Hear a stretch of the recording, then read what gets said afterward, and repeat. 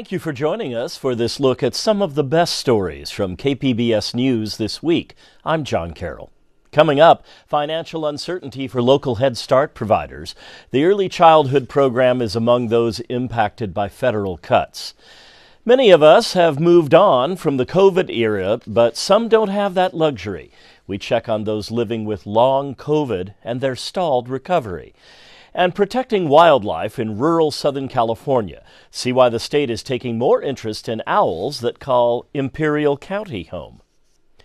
We start in Tijuana and the work done there by migrant shelters.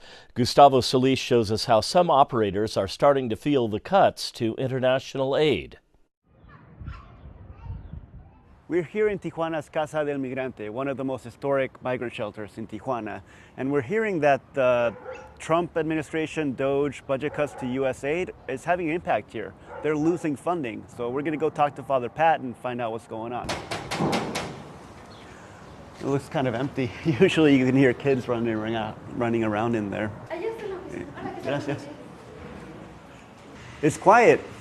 Yeah, we only have 40 people. Oh, man. And very few kids. Like many other institutions who lost funding when President Trump decided to take away all foreign assistance, that affected us. 40% of our budget was lost with that. We got funding for the first 3 months, so it really hit us starting this month. So our recourse is to look for other sources of funding, and that's what we're doing. And also I'm going out and giving talks and trying to drum up funds. From my understanding is you didn't get funding directly from USAID, but kind of through organizations that did get like that funding. United Nations, UNICEF, Catholic Relief Services, they all were cut big time. Do you have money for the next 2 months, 3 months, 1 week? No, we're doing the math, about 3 months. Okay. We'll have to, if we don't hit some good foundations, by June we're going to have to make some decisions. 40%, what does that mean? You cut your staff 40%? Cut your services 40%? So this shelter has capacity for about 140 people.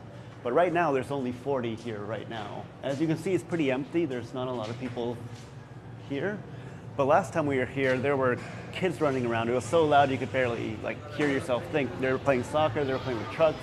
It's a sign of kind of the impact of some of these Trump-era policies are having on shelters across the city, really. One interesting thing that Father Pat told us was that he started hearing English in the shelter again, which is a sign that the deportees are folks who have spent the majority of their lives in the U.S. People are generous. Even those who don't have much know that there are others who have less. So they're usually willing and able to help. It would be hard to shut it down, I think. Yeah. But once you start cutting staff, and if the funding comes back, it's hard to get the staff back. So I'm not sure what we're going to do. I never imagined this would happen. So people are still being very generous. The local people of Tijuana, they're still showing up with their donations, and we thank them for that. This right here is where the donations go. As you can see right there, reparto de ropa. This is where they distribute a lot of the clothes, right? Father Pat was saying that the people of Tijuana, people of San Diego, very generous. They donate not just their money, but their clothes as well. Get a sense here of kind of the need and the population of this place, right? It's full of shoes. Shoes for men, shoes for young boys, really pink and shiny rain boots for little girls. It gives you a sense of the people and family that to make this place a community, right? And it's not just shoes, right? If we come over here, you can see they have an entire room dedicated to clothes. Similar story here, right? The clothes tell the story of who lives here. You can see right here they have a lot of baby clothes, a lot of clothes for little boys. Further back, I can see a lot of coats and sweaters. It is cold in Tijuana right now. It's been unusually wet and rainy, so it tells you a little bit of the need too. So thankfully, even though USAID funding has been cut off, some of the generosity from the people of Tijuana and San Diego is still going strong. Ya nos vamos. Gracias. ¿Sí? ¿Nos abre esa puerta? Gracias. Gracias. Hasta luego. Gustavo Solis covers immigration and border issues for KPBS. You can find more of his work at kpbs.org and the KPBS YouTube page. San Diego State is the latest local university to announce some of its students have had their visas revoked. This comes as the Department of Homeland Security says it will screen social media accounts for evidence of what they believe is anti-Semitic activity, either online or in person. Jacob Ayer covered a protest this week at UC San Diego, also dealing with this issue. And I, for one, refuse to stay silent. In front of the Geisel Library, dozens of UC San Diego activists made their voices heard, loud and clear. We are here to say one simple thing. Not on our watch, not in our America. Protesting against student visa revocations, Daniel Soria helped to organize the event. The only wrong these students committed was attaining an education, expressing opinions, joining our community, exercising rights that belong to each and every one of us. In recent weeks, several international university students in the U.S. have been taken by immigration agents or had their legal status questioned. UCSD says 5 of its students had their visas revoked, and a 6th one was detained at the border and deported. I was born here as an American citizen, but mostly all my family, my community, even my brother's friends and my friends that I have made during my years here are immigrants. Early Wednesday afternoon, dozens of activists gathered and marched across campus with megaphones and posters, including San Diego resident and 4th-year UC San Diego student Denise Lopez, who was there to stand for those who couldn't. I haven't seen my uncle for 10 years because of deportation. So this makes me want to speak in my own voice for my family, for my friends, because I don't want to see my friends taken away from me. This is the land of the free. The rally coincides with the new federal policy to screen aliens' social media activity for anti-Semitism. U.S. Citizenship and Immigration Services says it's looking for social media content showing a non-citizen supports anti-Semitic terrorism organizations or activities.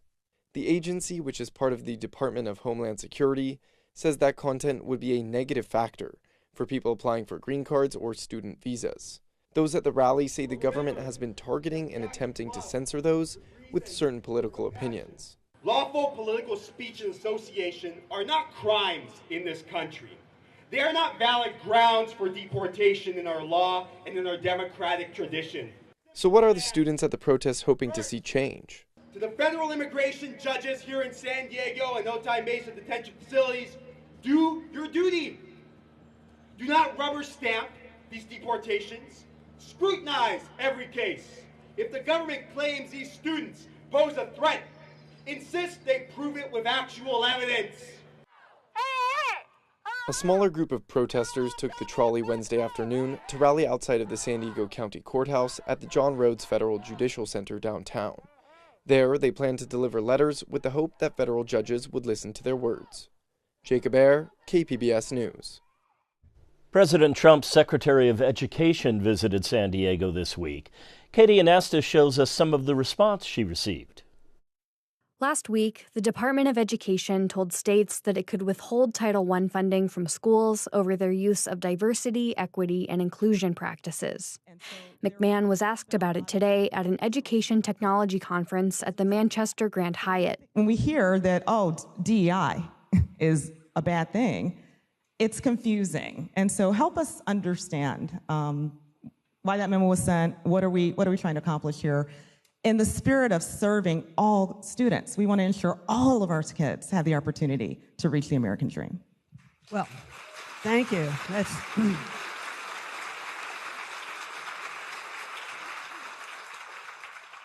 I think discrimination is the bad thing. We shouldn't have discrimination anywhere, whether it's religious, whether it's race, whether it's sex. There should be no discrimination. Outside, about 24 people gathered in front of the hotel, waving handmade signs and chanting. We, the people, demand justice in education.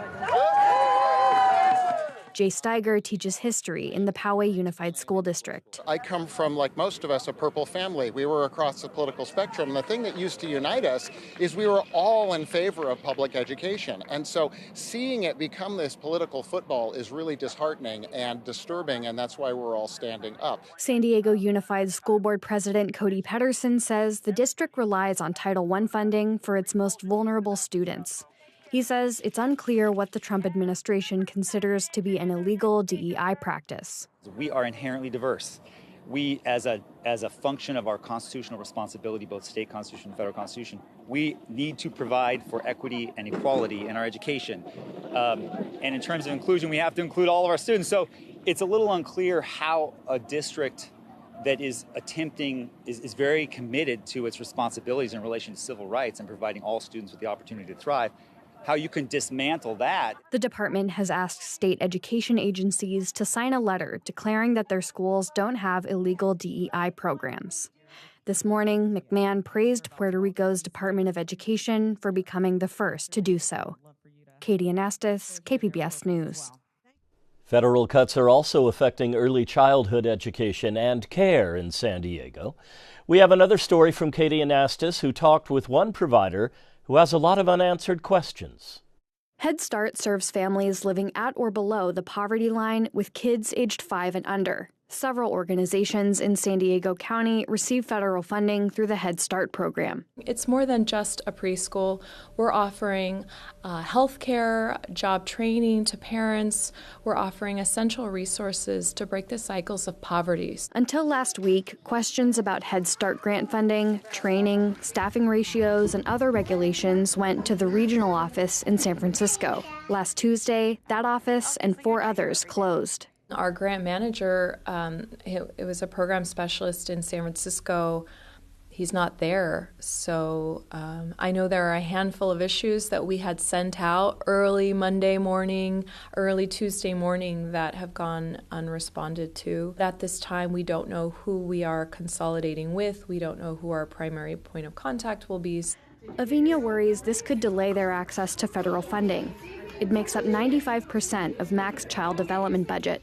We use our funds to pay upfront for our payroll for all of our staff, and within several days we are reimbursed for that payroll, and so on and so forth. So if we submit our payment for our reimbursement and no one responds 1 pay period and 2 pay periods and 3 pay periods and 4 pay periods, we're now out of pocket multiple pay periods without anyone answering our emails or reimbursing us. And the Head Start cuts were part of layoffs across the Department of Health and Human Services. Health Secretary Robert F. Kennedy Jr. wrote on social media that the overhaul is about realigning the department with its core mission to stop the chronic disease epidemic. Senator Alex Padilla and dozens of other senators condemned the staff cuts in a letter to Secretary Kennedy. They wrote that it, quote, undermines the department's role in administering and conducting oversight of early childhood programs. KPBS reached out to the department for comment, but has not yet heard back. Katie Anastas, KPBS News. More than 5 years after the COVID-19 pandemic began, many San Diegans are still living with the long-term effects. KPBS health reporter Heidi DeMarco says long COVID's lasting health impacts are often invisible and misunderstood. Jason Rissman is lucky to be alive. After contracting COVID in December 2020, he spent 70 days in a coma.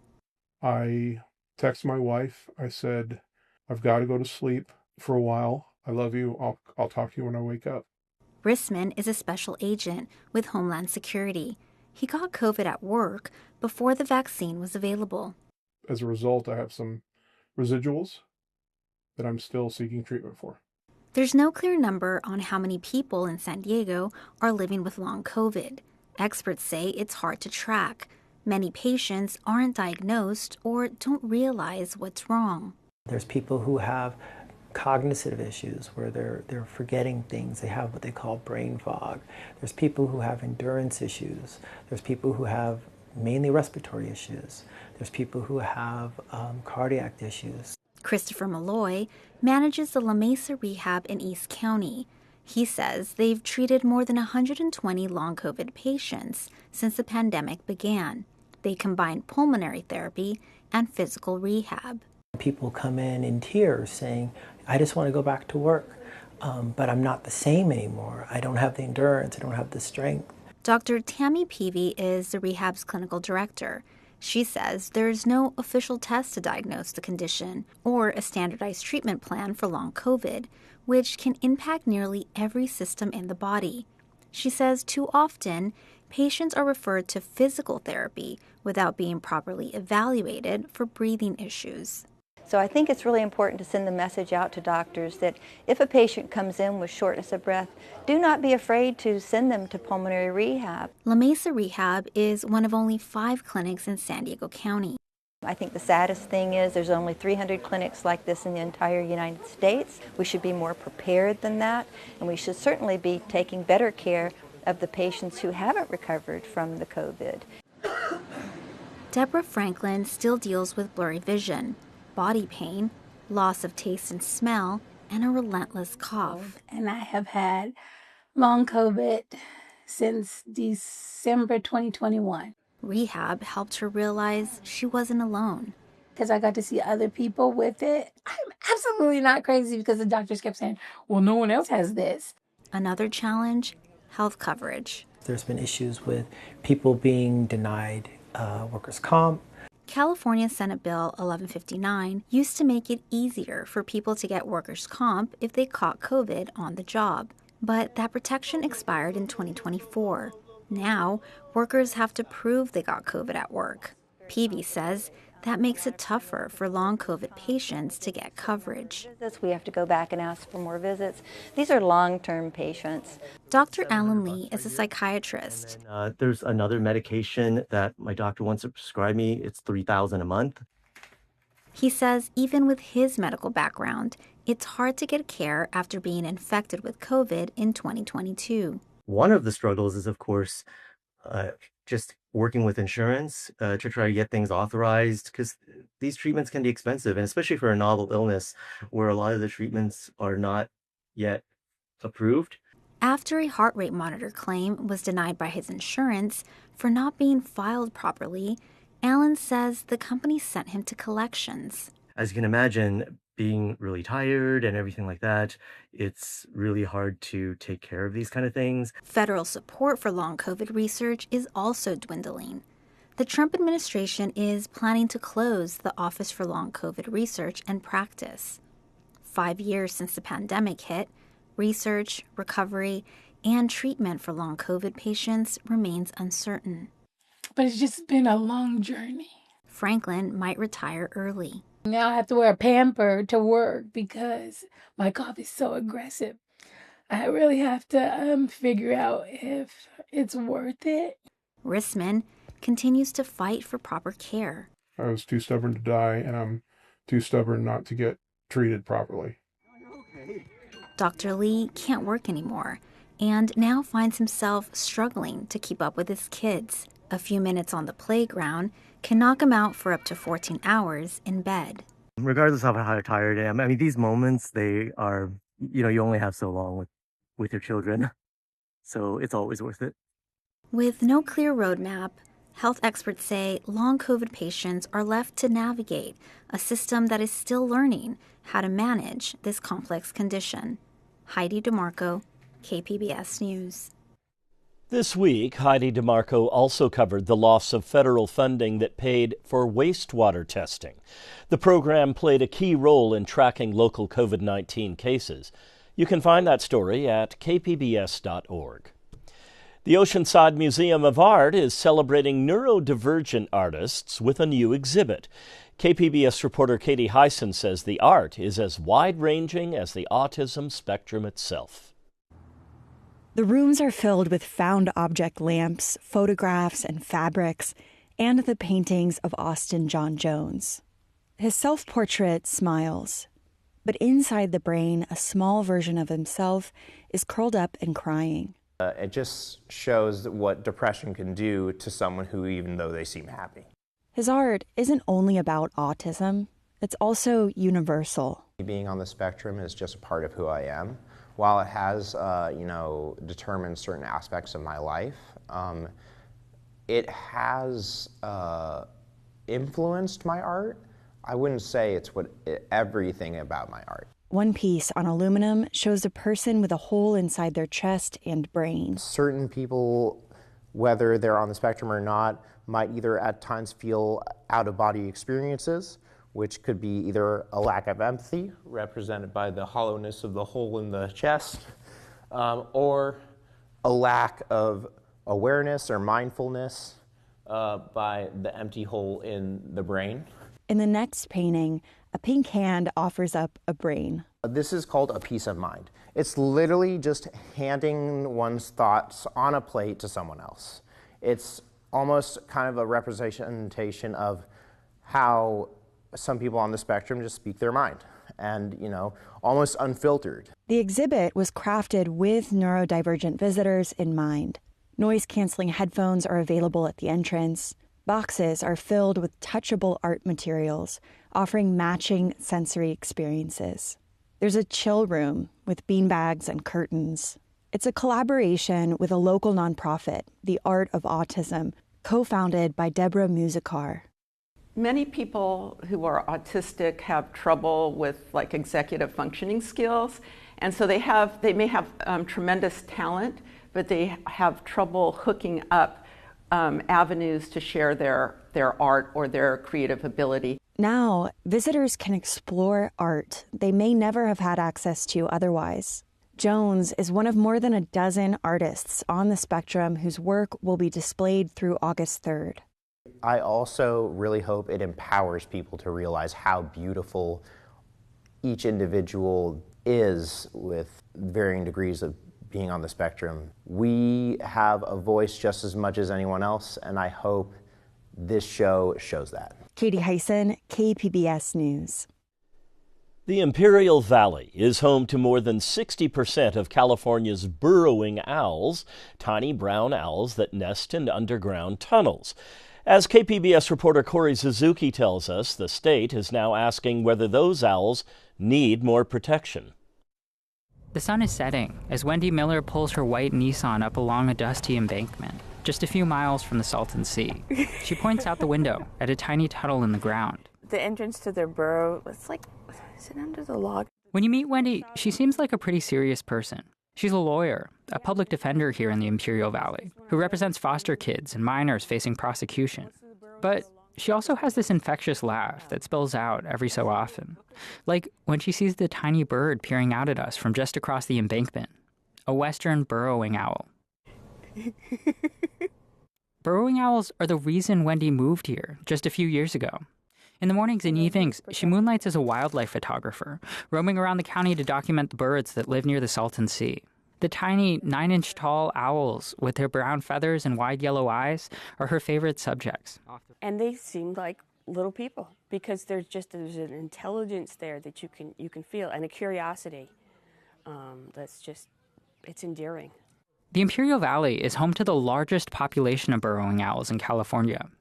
Experts say that's because of the network of canals that wind through the valley, carrying water from the Colorado River to the region's fields of lettuce, carrots, and other crops. The crop types themselves predict where burrowing owls are going to be. Peter Bloom is a zoologist who has worked with burrowing owls here. He says they tend to live close to fields of alfalfa, one of Imperial County's top crops. The alfalfa grows and matures. The arthropod population, that is insects, spiders, scorpions, and such, increases also. And burrowing owls in the desert in particular feed most on insects.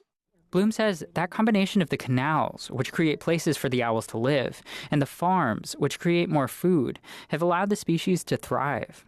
But in almost every other part of California, it's a different story. Across the state, burrowing owls have been disappearing over the last 20 years, especially in coastal regions like San Diego, Monterey, and the Bay Area.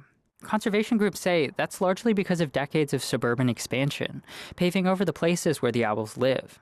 In some cases, they also blame solar and wind farms. We're kind of in an emergency situation now. Jeff Miller is a senior conservation advocate with the national environmental group, the Center for Biological Diversity. He's not related to Wendy. We're on the verge of losing them from most areas of the state probably in the next couple decades if we don't do something drastic to turn that around. Last year, the center submitted a petition to the California Fish and Game Commission, along with several other conservation groups, asking the state to list the burrowing owl as an endangered or threatened species. Either of those new designations would give the species new legal protection from being killed or removed from their habitats. That decision could have big implications for the Imperial Valley. The farming industry is nervous about new environmental regulation. The region is also hoping to increase its renewable energy sector. In a letter last year, the Imperial County Board of Supervisors argued that listing the species could hurt those industries and limit job prospects in the region. They asked the state to carve out an exemption for Imperial County. We didn't want Imperial Valley agricultural interests feeling like they were being picked out and going to be punished. Jeff says conservation groups are also split on what to do in the Imperial Valley. Some say owls here are facing too many risks. But Jeff worries about the political opposition that might come from farmers and other industries. As long as they keep, generally doing things that keep burrowing owls around and allow them to exist, then there's probably no reason to have to list that population. At their meeting in October, state officials seemed open to striking a balance. Here's Fish and Game Commissioner Erica Zavaleta. It's not this choice we have to make between renewable energy or housing or food production and protecting wildlife. We have shown as a state we can do both. If anyone can do both, we can. Wendy Miller certainly hopes that's the case. She agrees that the Imperial Valley may need a more nuanced approach. It would be terrible to lose them. But I think you have to take into account human needs too. And you have to figure out how to balance that. Back near the Salton Sea, we turn to leave the owls behind. Wendy says her goodbyes. So yeah, this is really special, and I hope that people don't screw it up.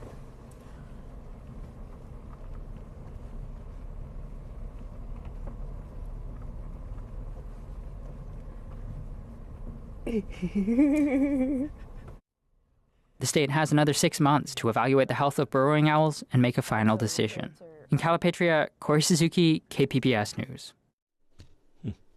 We hope you enjoyed this look at KPBS News this week. I'm John Carroll. Thank you for joining us.